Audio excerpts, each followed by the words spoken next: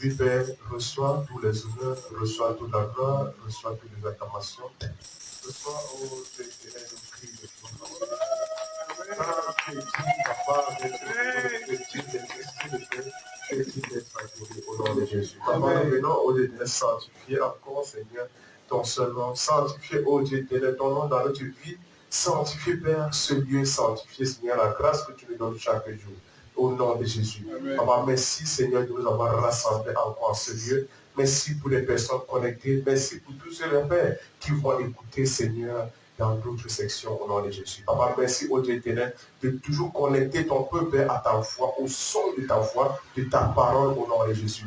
Papa, donne à chacun d'être béni au nom de Jésus. Donne à chacun au Dieu éternel d'être revêtu, d'être renouvelé au nom de Jésus. Car tu dis ceux qui se confient à l'éternel renouvellent les forces. Alors Père, renouvelle les forces de quelqu'un, renouvelle la force de quelqu'un au Dieu éternel. Si quelqu'un avait perdu l'énergie, avait perdu une force, Père, s'il était sorti et que le monde des seigneurs sataniques avait absorbé son énergie, Père, je prie que ce jour, tu renouvelles sa force au nom de Jésus. Tu lui donnes une vigueur, Père, qu'il n'a jamais expérimenté. Au nom de Jésus. Papa, merci au Dieu éternel d'impacter dans nos vies. Merci au Dieu éternel de relever tes enfants et de donner à tes enfants, Père, d'aller toujours de l'avant. Au nom puissant de Jésus. Au nom de Jésus. Alors, Père, maintenant que nous disposons, Père, nos cœurs à recevoir ta parole, alors, Père, donne, Seigneur, à chacun de nous de recevoir cette parole sur terre fertile. Au nom puissant de Jésus. Amen. Que toute racine d'amertume, Père, qui pouvait combattre, qui pouvait obscurcir et qui pouvait étouffer, Père, la puissance, Seigneur, régénératrice de ta parole, que cette,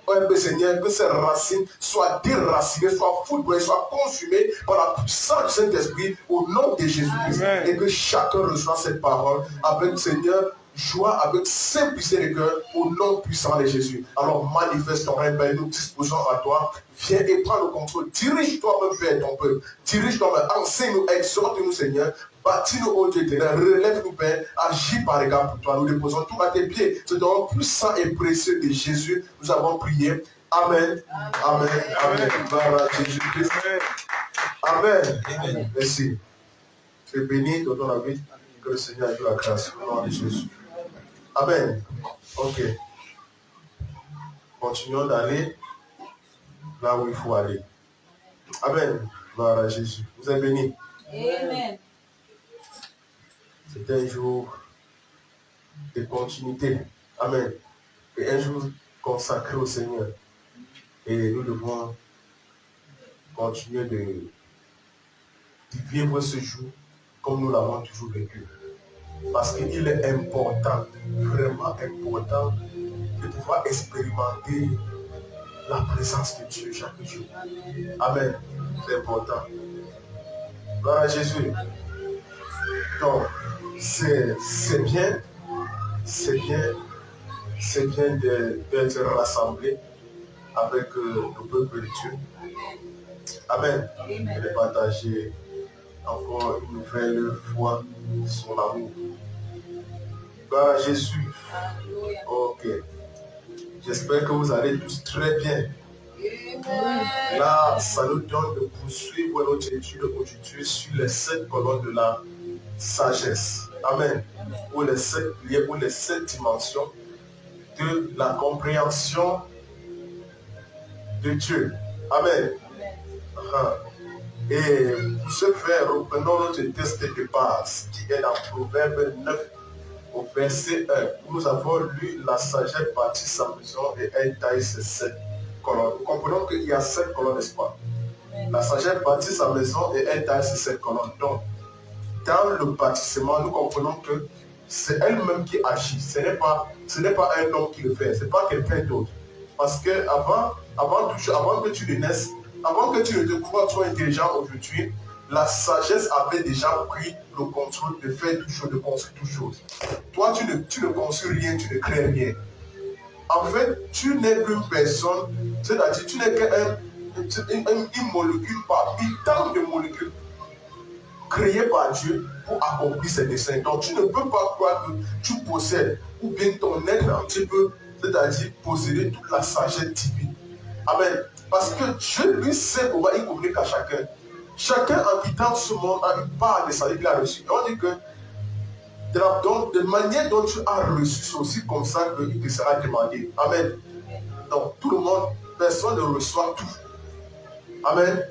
Donc, la part que tu reçois, alors, exerce-le bien, exerce-le avec, c'est-à-dire, avec beaucoup de crainte, avec beaucoup de respect, avec beaucoup de révérence à la chose que tu reçois, de considération. Ne reçois pas une sagesse. Parce que vous comprenez tous avec moi que la dernière fois nous avons parlé de deux sagesse, n'est-ce pas? On a parlé de la crainte de l'Éternel. Amen. Amen. Et nous avons parlé de quoi encore? La réflexion, n'est-ce pas? Donc, nous avons vu que si nous appliquons vraiment les deux, je peux vous assurer, on a un succès déjà engagé dans notre marché ministériel, chrétien et social. Amen. Nous avons vu comment les deux piliers-là, à elles seules, influencent dans la vie des chrétiens. On a vu que la doctrine, le dogme est venu empêcher la réflexion dans la vie des gens. Il y a des gens que leur vie c'est lui, amen, et ils n'ont aucune réflexion. Ils n'ont aucune, c'est-à-dire, les gens que si on dit que viens te placer ici, il va te placer, retire ton habit, il va seulement retirer, retire tes chaussures, retire ton casier, retire. Il ne réfléchit pas. On connaît les églises qui font ça. C'est un dogme terrible. Amen. C'est un dogme terrible. On se rend compte que l'église, les marabouts sont entrés dans l'église. Le maraboutage a pris place dans l'église. Au point où les gens suivent les marabouts. Vous comprenez qu'il n'y a aucune réflexion dans l'affaire. Vous n'analysez pas que est-ce que l'affaire-ci, ça vient de Dieu ou vraiment ça ne vient pas de Dieu. Vous voyez un serviteur de Dieu qui peut orner, sa main de pratiquement 5 bagues. Et vous asseyez, vous pensez que non, les bagues là sont seulement les bagues de décoration. Non. C'est-à-dire aucun homme spirituel ne fait quelque chose par décoration. Lorsqu'il fait quelque chose dans sa vie, sachez qu'il a un objectif. La décoration le plus souvent dans la vie des hommes spirituels, ce n'est pas trop leur affaire. Donc quelqu'un ne va pas venir s'asseoir. On sait que nous avons une alliance, épouser une femme, et puis, à moins que ces alliances veut dire que tu mets 5 bagues dans 5 doigts, ça existe. Hein? C'est-à-dire qu'on a 5 bagues, on a 5 femmes. Donc vous comprenez que aujourd'hui, le monde est devenu de plus en plus, c'est-à-dire rebelle à la voix de Dieu. Et les gens poursuivent le dogme. C'est que la sagesse même de Dieu, la réflexion ne fait plus partie de leur quotidien. Nous avons compris que tout ceci à la base, parce qu'il n'y a plus la crainte. Amen. Parce qu'il n'y a plus la crainte. La crainte a quitté les cœurs. La crainte a quitté les vies. La crainte, c'est-à-dire, a été bafouée, a été piétinée par les hommes. Les hommes n'ont plus de respect, les hommes n'ont plus de crainte, les hommes n'ont plus, c'est-à-dire d'amour, les hommes n'ont plus de soumission. On est simplement en train de dire, lorsqu'on épouse la femme, elle doit être soumise à le mari. Mais toi, le mari, tu dois être soumis à Christ. Mais comment est-ce que tu n'aimes pas soumis à Christ? Amen. Oh, nous avons compris la dernière fois que la définition étymologique originale de la crainte de l'Éternel, qui est le commandement, c'est-à-dire que c'est la soumission à l'Éternel, qui est le commencement dans cette donc, au moment que si tu n'es pas soumis à Christ, rassure-toi, c'est-à-dire ta crainte est à revoir. Amen. Ta crainte est à revoir. Christ ne peut pas, tu peux ne pas marcher et tu prétends avoir une communion avec Dieu, mais tu n'es pas soumis à Dieu.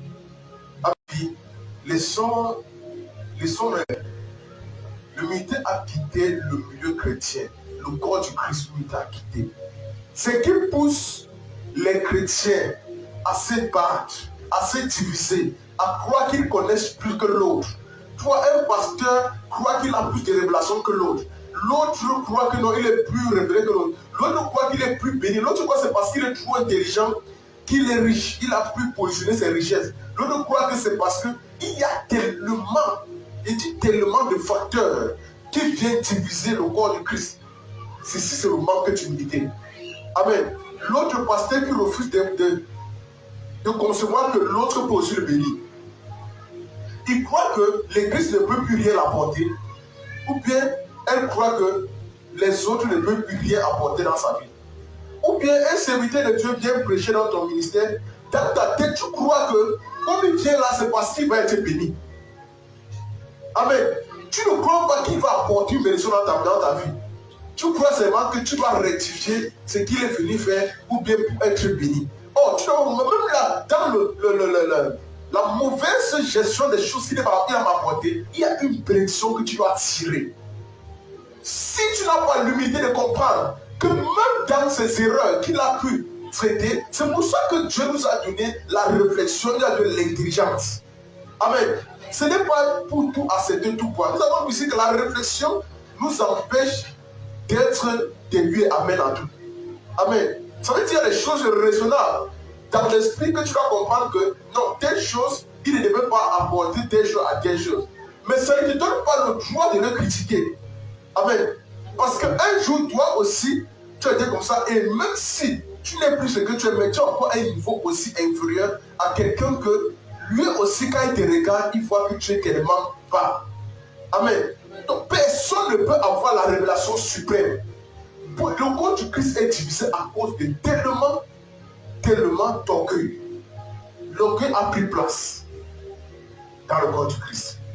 Amen. L'orgueil a pris place. Et on s'en rend compte que les gens ne font plus lien avec l'humilité. Lorsqu'on veut parler de l'humilité, allons toucher un peu le Proverbe 11, verset 2. Touchez un peu le Proverbe 11, verset 2. Touchez un peu le Proverbe 11, verset 2. Regardons très bien ce qui se passe. Dans le Proverbe 11, verset 2. On est ensemble? Amen. Quand vient l'orgueil, la honte vient aussi. On est ensemble. Regardez très bien. Quand vient l'orgueil, la honte vient aussi. Mais la sagesse est avec les hommes modestes. Avec les hommes modestes. Ça, c'est la version d'Abus. Mais la version du second scène. Mais la version du second scène. 1910. Gloire à Jésus. Amen. Voilà. Quand vient l'orgueil, vient aussi l'ignominie, mais la sagesse vient avec les... Donc ici, on comprend très bien que la sagesse nous parle ici de l'humilité. Amen. Mais la sagesse est avec les hommes. Donc la sagesse ne marche pas avec les orgueilleux. Je peux vous assurer, du moment où quelqu'un s'auto-suffit déjà, du moment où quelqu'un, c'est-à-dire se croit déjà assez élevé à son niveau, je peux vous assurer, la sagesse n'est plus avec lui. Amen. La sagesse, c'est-à-dire, je préfère même qu'on traite uniquement ceci, on arrête. Parce qu'elle est même plus délicate. Vous êtes d'accord avec moi? Est-ce que vous êtes d'accord avec moi? Amen. On peut traiter ceci, on arrête. Je préfère le sermon même de 20 minutes. Quand vient l'orgueil, vient aussi l'ignominie. Mais la sagesse est avec les hommes. Et on se rend compte que beaucoup de personnes aujourd'hui n'ont plus trait à l'humilité. L'humilité n'est plus vraiment... C'est-à-dire, il y a les gens que tu ne peux plus conseiller.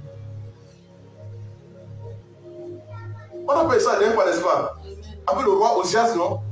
Tellement il était élevé au point où, lorsque il part même dans le temple faire brûler les sacrifices, on lui dit, tu n'as pas le droit de faire ça. Il dit qu'il est le roi.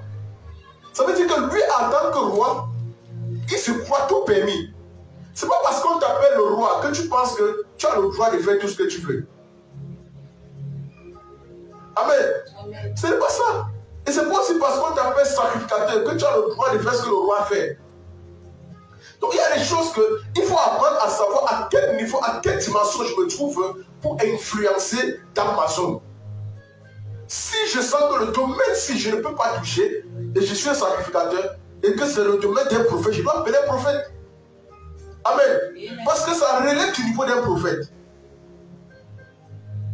Et si ça relève du niveau d'un prophète, il faut que c'est un prophète agréé pour faire ça. Tu peux être un prophète bien multidimensionnel, mais tu n'es pas agréé pour faire. On se comprend?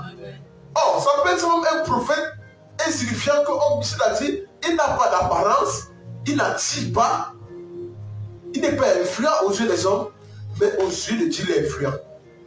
Amen. Parce que l'homme, aujourd'hui, on regarde beaucoup la parole, on ne regarde plus vraiment, c'est-à-dire à la forme, au fond. On regarde beaucoup à la forme.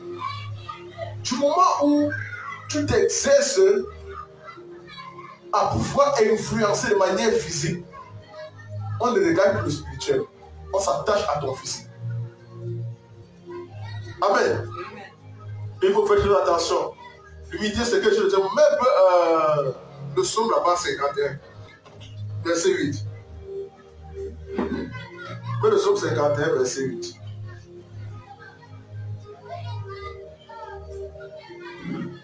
Le psaume 51, verset 8. Vous avez compris que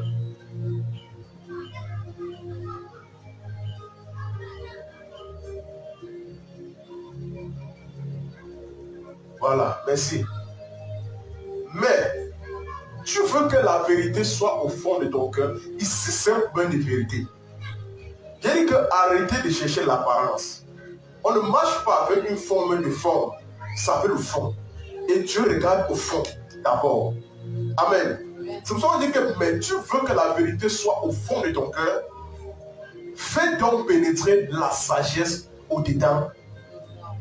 C'est ça.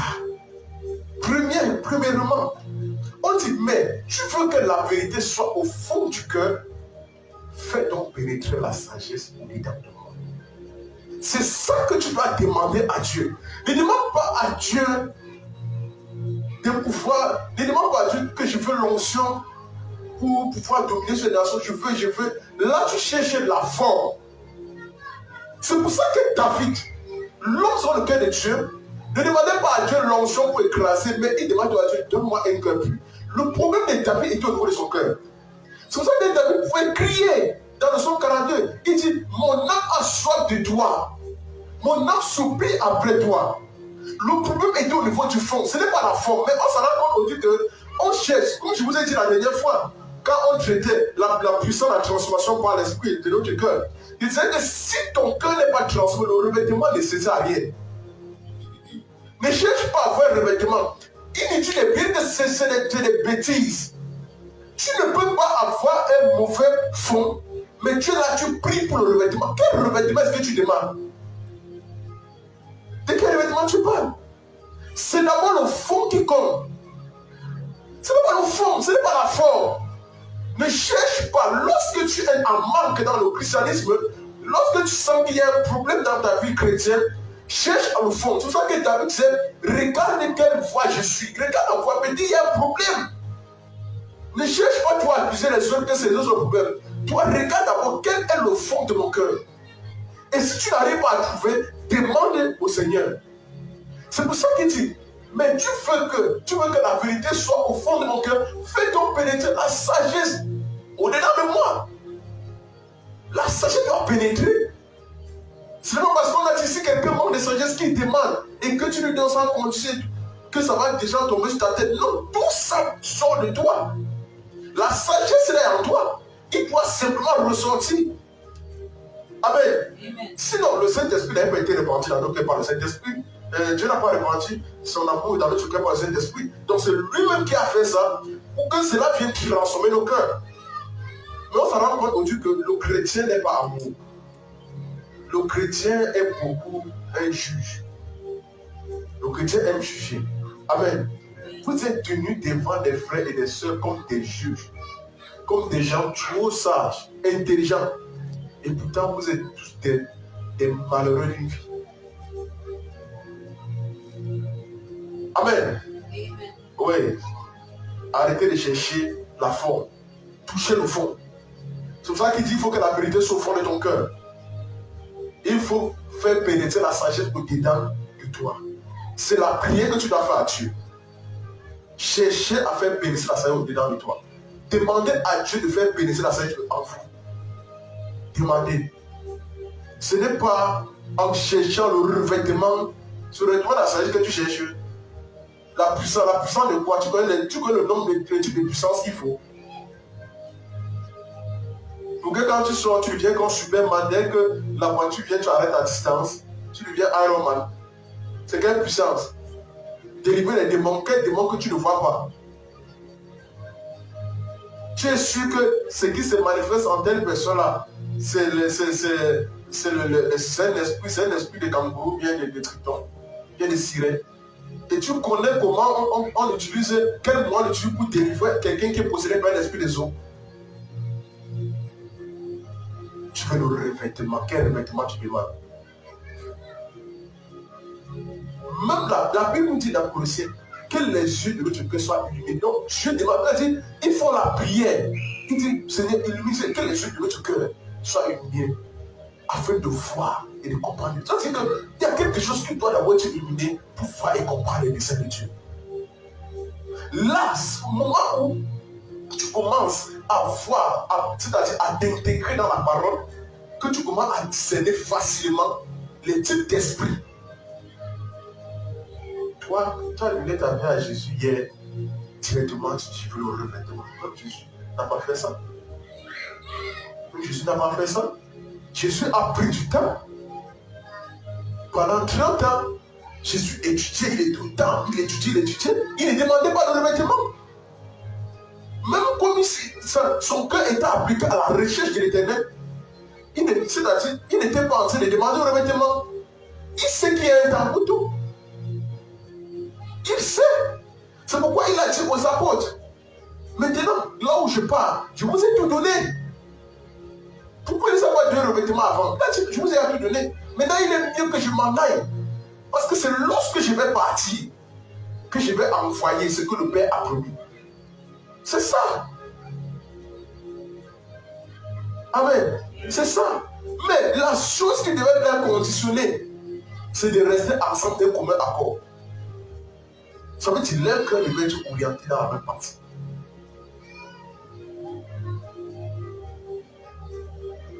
Toi, quand on te dit, voici ce qu'il y a lieu de faire, tu n'as pas d'idée. Que Dieu nous délivre au nom de Jésus. Amen. Amen. Amen. Que Dieu nous délivre. Même Proverbe 11 et 14, là-bas, je t'explique quelque chose. Il t'explique quelque chose et que la paix vienne en toi. Amen. Amen. Regardons très bien dans Proverbe 11, verset 14. Quand la prudence fait défaut, le peuple tombe. Regardez bien. Quand la prudence, on parle de la prudence ici là. Un homme, vous savez on parle d'un homme averti, il faut faire attention. Quand la prudence fait défaut, si tu n'es pas un homme prudent, c'est pourquoi je vous ai dit une chose. Ce n'est pas parce que on te dit il y a la grâce. Ce n'est pas parce qu'on te dit le Seigneur est avec toi que tu vas vivre de manière imprudente dans la vie. Lui-même il dit, il nous a mis au milieu des loups comme des agneaux. Il dit que soyez prudents et rusés comme des serpents et simples comme des colombes. Donc vous voyez que même Dieu établit la prudence au milieu de nous. On se comprend? Je vous ai dit, quand la prudence fait défaut, le peuple tombe. On n'a pas parlé ici de l'homme de Dieu tombe. Le peuple tombe. Ça veut dire qu'à cause de l'imprudence qu'il peut avoir au milieu de nous, on peut tous tomber. Laissez la faire qu'on va accuser un homme déjà à l'église qui l'a fait tomber. À cause de notre imprudence, tout un peuple peut tomber. C'est pourquoi vous avez vu ici à la fin du Sydney, on nous a remis tous l'autorité de pouvoir discerner et de pouvoir éradiquer rapidement tout esprit impur de mouche, de dirait qui peut pouvoir s'infiltrer parmi nous. Amen. Ça veut dire, tu as la responsabilité aussi de veiller à ce que le peuple soit toujours béni et bien recadré. Tu dois être prudent à ce niveau. L'autre doit être prudent. Ça veut dire que si demain, le peuple s'y tombe, ce n'est que le pasteur qu'on va arrêter. Amen. Parce qu'avant, cette fonction était déléguée uniquement au pasteur. Mais on s'en rend compte qu'aujourd'hui, ce n'est plus uniquement le pasteur qui gère. C'est pour ça que même Dieu, lui-même, il a besoin de 24 vieillards autour de lui. Amen. Lorsque Salomon monte au pouvoir, il prend le règne, Dieu l'entoure des hommes sages. Il choisit des hommes sages avec qui il va marcher. Ça veut dire une personne avertie sait s'entourer des hommes sages. C'est pourquoi il faut avoir l'écoute. Amen. Si tu fermes tes oreilles à l'écoute, rassure-toi, tu vas payer le prix. C'est pour ça qu'on dit, et le salut est dans le grand nombre de conseils. Donc si tu fermes tes oreilles, le conseil dit le grand nombre, il y a beaucoup de conseils. Les conseils n'est pas une obligation pour toi de prendre. Le conseil, ça se prend ou ça se laisse. C'est pour ça qu'il y a l'esprit il y a ce qu'on appelle la réflexion, l'analyse. Analyse ce qu'on te dit. Amen. Analyse. Et on analyse avec quoi? À la lumière des Écritures, à la lumière de la parole. Par le Saint-Esprit, par la prière. Tu vas prier. Est-ce que le conseil que tel m'a donné, est-ce que c'est bon? Est-ce que ça peut sauver mon peuple ou bien ça peut détruire mon peuple? Ça veut dire que le salut est dans le grand conseil. Et un conseil peut venir apporter le salut dans ta maison. Gloire à Jésus. Ça passe? Amen. Tout ceci fait très à l'unité. Tu n'es pas heureux, tu ne peux pas accepter un conseil. Les gens qui sont pour vous un conseil. Proverbe 12-15. C'est pour ça qu'il dit que tu n'as pas besoin d'étudier même Dieu pour l'autre. On peut même cumuler les 4 derniers pendant la prochaine fois. C'est ça, non? Voilà. On peut cumuler ça prochainement. On tape ça une fois. Par la grâce. Amen. Oui. C'est très important. La Bible dit dans Proverbe 12, la voix de l'insensé est droite à ses yeux. Pourquoi droite à ses yeux? C'est parce que l'insensé croit toujours qu'il connaît tout. Amen. C'est pour ça que lui, lorsqu'il prend ses décisions, c'est pour ça que quand tu vois souvent un homme qui dit que j'assume monter, c'est-à-dire lorsque les conséquences arrivent là, il n'arrive plus à assumer. Mais lorsqu'il prend des décisions, il est sûr qu'il est droit. On dit, mais celui qui écoute les conseils est sage. Vous comprenez qu'il est important de faire taire notre droit d'orgueil pour épouser l'esprit de conseil. Pourquoi? Parce que dans le Saint-Esprit, on parle qu'il est l'esprit de conseil. Il est le consolateur. Amen. L'esprit de vérité, c'est lui le paraclet, c'est lui. Donc, si il n'y a pas l'esprit de conseil en toi, qui te donne le pouvoir écouter et de garder ton cœur et de suivre les voies de l'esprit, rassure-toi parce que lorsque tu es quelqu'un qui est ouvert au conseil, le genre de personne est beaucoup plus ouvert à la vie de l'esprit. Amen. Parce que je vais te dire une chose. Lorsque tu écoutes beaucoup les conseils, rassure-toi, il y a toujours aussi un conseil interne qui va te parler. Amen. Amen. Le plus souvent, va maintenant analyser. Et tu vas te rendre compte que ce n'est pas que les autres conseils sont faux. Il y a souvent, lorsque la voix intérieure te parle, il vient confirmer le conseil qui vient. Si le conseil n'est pas bon, il va te dire que non, cela n'est pas bon. Moi, je te conseille de faire plutôt ceci. Ça, c'est la voix intérieure qui te parle. Et lorsqu'il te parle, discerne, analyse. Amen.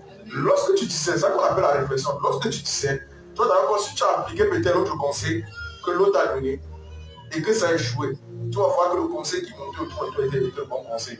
Tu vas dire que, ouais, et pourtant, j'aime même penser. Donc, et pourtant, ce n'est pas ta pensée. On dit l'esprit intercède pour nous par des soupirs, c'est-à-dire que c'est monté.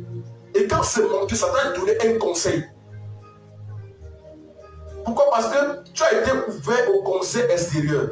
Maintenant, lorsque tu rentres, tu t'assois, l'homme intérieur maintenant soupire. Il veut monter un conseil au fond de toi. Et le plus souvent, tu dis que non. Laisse, je fais d'abord l'autre là. Et c'est quand ça n'a pas échoué que tu dis que vraiment, j'avais même pensé vraiment, si j'avais même pris des choses, je vais m'en sortir.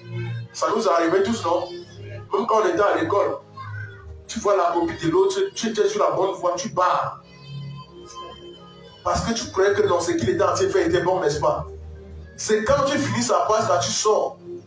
Quand tu peux regarder la formule, que tu comprends que, mais, le il a mis le 6 mots, le mettre au but, c'est fini, ça a tout gâté. Amen. Donc vous comprenez que le conseil extérieur peut être biaisé, mais elle n'est pas interdite. Peu importe le type de conseil qui vient. Là, le problème, c'est de s'asseoir en compagnie des moqueurs, selon le conseil des méchants. Encore parce que l'esprit lui-même ne peut pas nous entourer des hommes méchants. Amen. Parce que tout conseil méchant qui vient à toi va venir pour auspicier la vérité en toi. Amen. Et Dieu va te donner de discerner tout conseil de méchanceté qui vient à ta vie. Au nom de Jésus. Proverbe 19.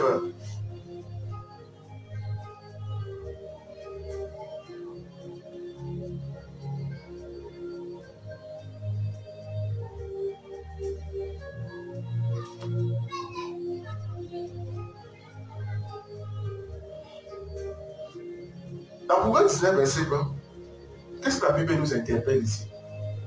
Écoute les conseils et reçois l'instruction. Donc vous comprenez que dans le traitement du cœur de l'homme, il est important que l'homme soit ouvert au conseil. Il dit écoute les conseils. Vous savez, hein, Dieu ne nous fait pas marcher avec n'importe qui. Amen. Et Dieu ne connecte pas les gens par hasard. Lorsque Dieu nous met ensemble, c'est parce qu'il sait, même si pour un départ, nous avons peut-être des pensées différentes, il sait que tôt ou tard, un conseil viendra de toi qui pourra me sauver de quelque chose. Amen. Et un conseil viendra de moi qui pourra te sauver. Donc, c'est pourquoi, lorsque nous sommes ensemble, faisons attention bien aux conseils qui viennent les uns des autres. Et analysons très bien. Ça ne veut pas toujours dire que je suis là pour bénir tout le monde. Je suis aussi là pour être béni. Pourquoi? Parce que tu peux porter, transporter quelque chose qui peut sauver une génération. Amen. Qui peut sauver une génération. Je peux aller sur un champ de bataille, sur un terrain hostile de délivrance. Et donc, le conseil que tu me donnes avant de partir, mets sur ce terrain-là. Ce n'est pas parce que tu as été trop spirituel que tu m'as donné ce conseil. Mais c'est parce que l'Esprit t'a fait voir ce que je n'avais pas vu. Je peux être dans certaines indispositions au moment-là. L'Esprit t'utilise pour me parler. Amen. Ça ne fait pas de toi l'homme le plus spirituel. On se comprend? C'est pourquoi il faut être ouvert au conseil. C'est pas parce que l'autre conseil il est plus spirituel que toi, non. Écoutons très bien. Écoutez les conseils et reçois l'instruction. Écoute les conseils. Afin que tu sois sage dans la suite. Le problème maintenant, c'est la suite de la vie. C'est pour ça que je dis que ça peut sauver une génération. Dans le guide de la vie de l'homme, il y a l'esprit de conseil qui y va. Si l'homme n'est pas ouvert au conseil, il va tomber. Lorsque Salomon, à la fin de sa vie, se retrouvait détourné, c'est parce que Salomon a été entouré à un moment donné de mauvais conseillers. Il a refoulé les bons conseillers. Il a accepté. Il s'est dit, lui-même il est parti chercher les concubines qui vont le détruire.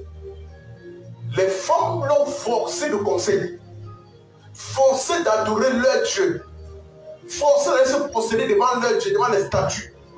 Le grand Salomon qui s'est prosterné devant Dieu, le Tout-Puissant, et Dieu l'a investi d'une sagesse hors du commun, et qu'il a dit personne sur la terre n'a ça, et qu'il a accordé la sagesse des richesses, de l'exploitation, des grâces pour manager des hommes et des femmes, pour stabiliser la paix. Ce grand Salomon a perdu. Lorsque vous lisez la vie de Salomon, au départ, Salomon s'est entouré des bonnes personnes. Des personnes qui étaient guidées par l'esprit. Et ces personnes, Dieu les a marquées. Tu iras avec eux jusqu'à la fin de ta vie. Mais Salomon n'a pas résolu ça à la fin de sa vie. À la fin de sa vie, Salomon se retrouvait à se détourner pour écouter un conseil qui est venu de l'étranger. Parce qu'il a commencé à pousser les femmes étrangères. Amen. Et ces femmes l'ont poussé à adorer d'autres dieux. Se prosterner devant d'autres dieux. Qui a biaisé l'ancien conseil. Oh, la plus petite écoute les conseils et reçoit l'instruction. L'instruction vient de Dieu. Amen. Lorsque tu écoutes les instructions, on dit afin que tu sois sage dans la suite de ta vie. C'est ce que Salomon a fait. Salomon a bien reçu les conseils et il a gardé l'instruction. Mais le problème c'est que dès que l'instruction, c'est-à-dire dès que l'instruction qui t'est donnée est biaisée ou bien est piétinée par une autre forme d'instruction, ça va venir ôter la saillie qui est en toi. Lorsque Dieu vient à Adam, il donne l'instruction à Adam. Cet arbre, vous pouvez, mais ceci ne mangez pas. Ça, c'est l'instruction qui est donnée. On se comprend? Vous pouvez manger tout ce que vous voulez, mais ceci, j'ai mis ceci et ceci, mais ne touchez pas telle chose. Voilà les choses qui sont données. Maintenant, la seconde instruction vient par le serpent. Le serpent vient maintenant. Ils ont bien vécu avec cette instruction pendant longtemps. Jusqu'au jour où l'esprit de serpent, de séduction, vient avec la seconde instruction. Lorsque la seconde instruction est venue, c'est là où ça a auspicié la première. Et c'est là où maintenant la sagesse les a quittés, qui est Dieu. Amen. Donc, pour garder ces lignées de ta sagesse, il faut garder l'instruction première que tu as reçue. C'est pourquoi la Bible a toujours dit, revenez à votre premier amour. Lorsque tu sors de là, tu vas te rendre compte que tu vas marcher de problème en problème. Tu as dit tout genre. Jusqu'au jour où Dieu va te dire, ce que j'ai contre toi, c'est ça le problème. Ce n'est pas que tu n'as pas reçu, tu as reçu l'instruction. Le moment où tu as appliqué vraiment l'instruction, tout allait bien. Ne perdez pas l'instruction que Dieu vous a donnée. Au nom de Jésus. Amen. Amen. Amen. Le drame, c'est que nous sommes dans une génération de gens qui connaissent tout. Des personnes qui veulent, c'est-à-dire tout exprimer à la fois. Des personnes qui ne veulent rien entendre des autres. Ils sont à la recherche des gains. Et ils brandissent beaucoup plus le matériel, ils brandissent beaucoup plus les possessions que de brandir le cœur de Dieu. Regardez très bien. On ne vit pas pour, c'est-à-dire, influencer avec nos richesses, avec nos possessions. Mais on vit pour influencer avec l'état de notre cœur et esprit. Amen. Parce que le cœur influence plus que les possessions. On ne dit pas de ne pas être riche. Sois riche, mais sois averti. C'est pour ça qu'il y a l'instruction dans ta vie. Amen. Sois riche, mais sois un homme averti, prudent. Gloire à Jésus. Amen. Oui. Il ne faut pas que je vienne auspicier ta compréhension. Parce que la Bible nous dit dans Apocalypse 3, verset 17 à 18.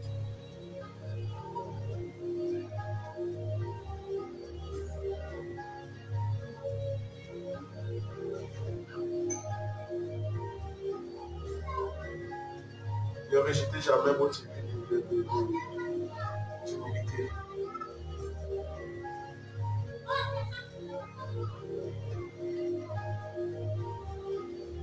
Apocalypse 3, 17.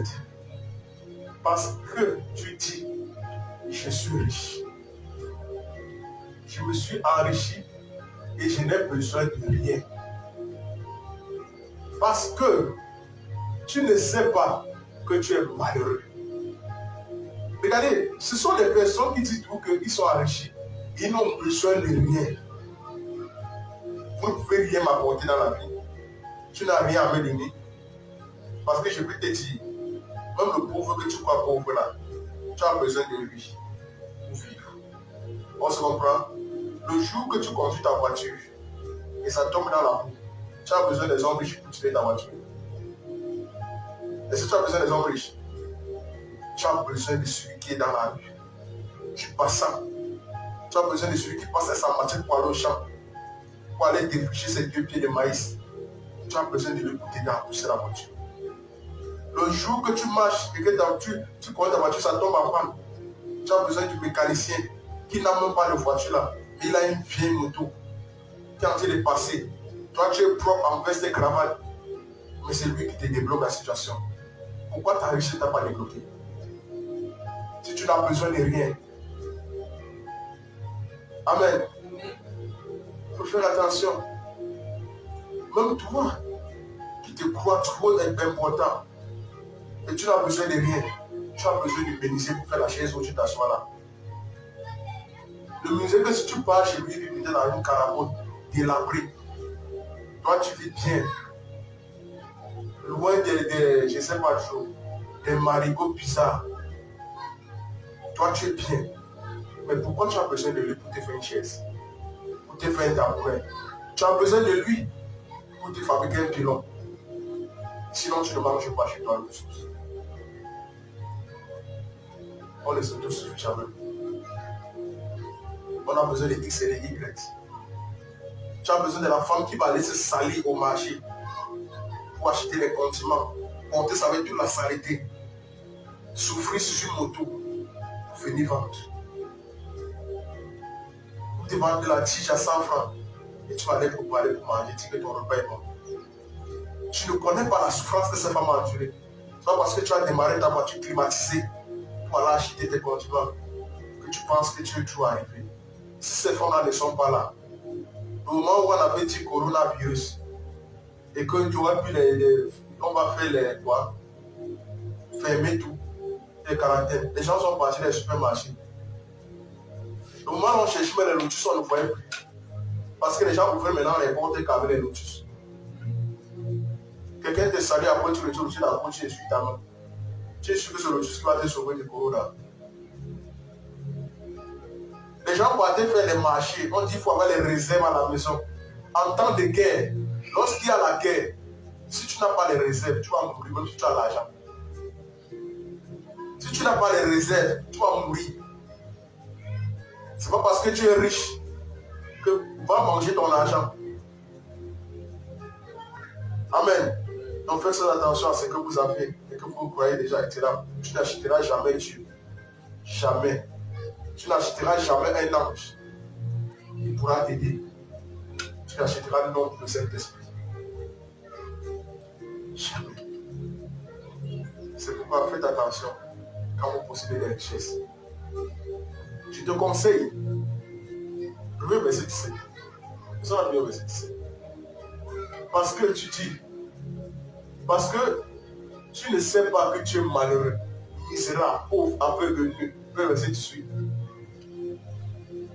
Je te conseille d'acheter de moi de l'or et ne pouvez pas le feu. Donc, ça veut dire que Dieu libère un conseil. Il dit, je te conseille d'acheter de moi l'or et ne pouvez pas le feu.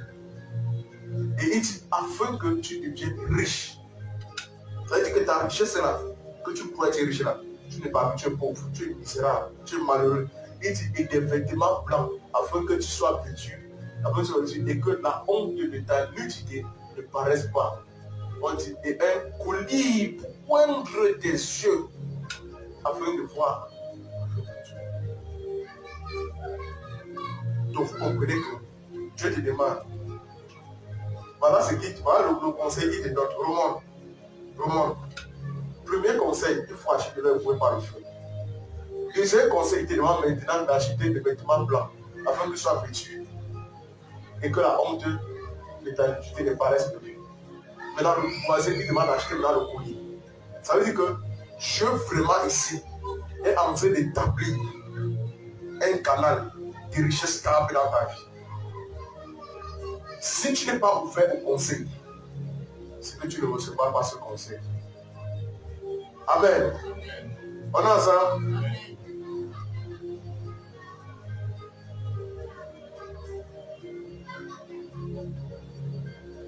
Parce que Dieu en chacun de nous